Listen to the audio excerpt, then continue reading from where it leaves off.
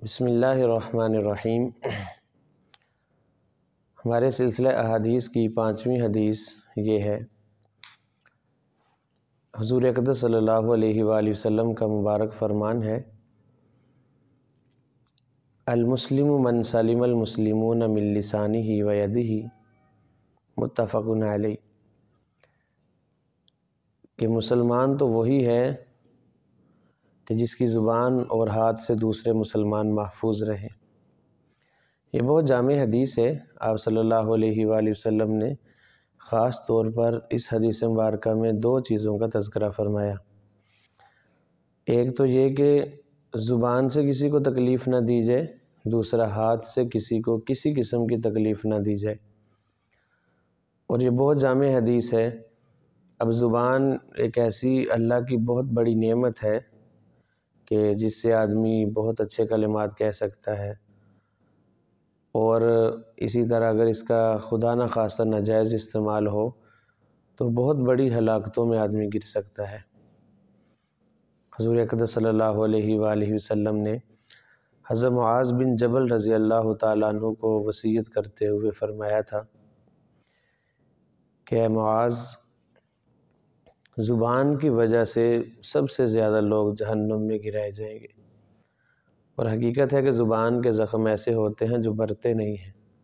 ایک حدیث میں آتا ہے، آپ صلی اللہ علیہ وآلہ وسلم کا فرمان ہے کہ ایک آدمی ساری زندگی اچھے عمل کرتا ہے لیکن آخر میں کوئی غلط بول دیتا ہے جس کی وجہ سے اس کے عمل برباد ہو جاتے ہیں، اور ایک آدمی ساری زندگی برے بولتا ہے لیکن آخر میں ایک اچھا بولتا ہے جس کی وجہ سے اس کی نجات ہو جاتی ہے۔ تو اس زبان کے ذریعے ہی ہم اچھے کلمات بھی ادا کر سکتے ہیں اور برے بھی اس سے ادا ہو جاتے ہیں۔ تو زبان کو سوچ سمجھ کر استعمال کرنا۔ عربی کا ایک شعر ہے، جراحات السنان لها التیام ولا یلتام ما جرح اللسان، کہ تیر تلوار نیزوں کے زخم تو بھر جاتے ہیں لیکن زبان کا لگا ہوا زخم بھرتا نہیں ہے۔ اس لیے زبان کے جو بول ہیں اس میں مٹھاس ہونی چاہیے، اخلاقیات ہونی چاہیے۔ کوئی بھی لفظ زبان سے جو نکال رہے ہیں، ایک لمحے کے لیے سوچ لیں کہ کیا اس سے کسی کی دل آزاری تو نہیں ہو رہی، کوئی گناہ کا بول تو نہیں میں بول رہا۔ یاد رکھیں، ہمارے ایک ایک لفظ پہ پکڑ ہوگی، ایک ایک لفظ کا حساب دینا ہوگا۔ قرآن مجید میں اللہ تعالیٰ فرماتے ہیں، ما یلفظ من قول الا لدیہ رقیب عتید، جو بھی ہم بات کرتے ہیں، زبان سے لفظ نکالتے ہیں، تو اس پر ایک نگہبان مقرر ہے۔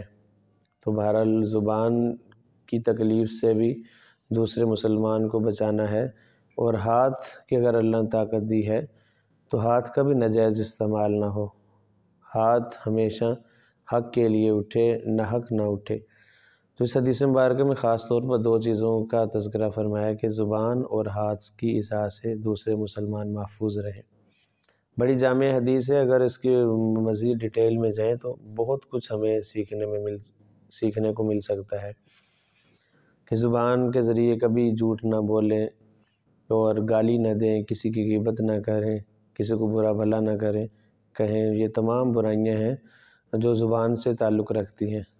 تو بہرحال آپ صلی اللہ علیہ وسلم کا مقدس فرمان کہ اصل میں صحیح معنوں میں مسلمان وہی ہے جس کی زبان اور ہاتھ سے دوسرے مسلمان محفوظ رہیں۔